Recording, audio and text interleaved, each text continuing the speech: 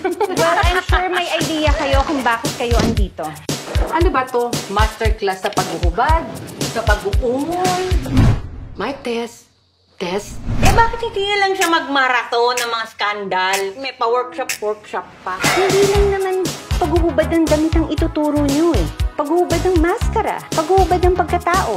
Kapag naging successful ang pag-train at pag-launch sa artista, makakatanggap tayo ng 5 million pesos each. 5 million?!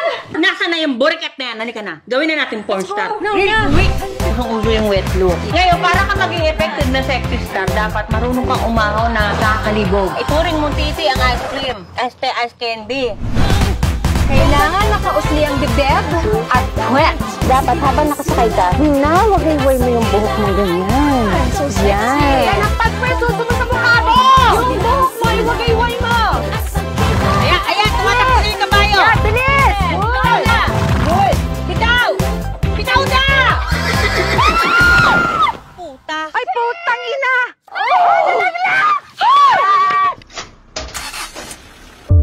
Ikaw lang ang laos-nes.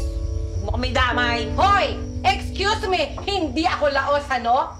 May mga die-hard fans ako. Marami sila. At saka, nasa public servant ako. Nasa public servant ako. Kaya nga, di ba? Kaya ka nga tumakbo ng politika kasi laos ka na! Eh, putang ina mo! Mas laos ka sa akin! Tayong lahat! Laos na tayong lahat! Alam nyo, ang pwede na lang nilang gawin sa atin, ha? Ikumpara tayo sa mga bago.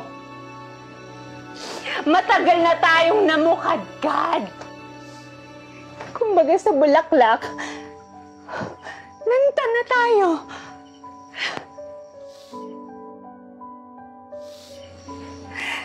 Kahit sa patay, hindi na tayo tatanggaping bulaklak. Kasi, para tayong patay na bulaklak.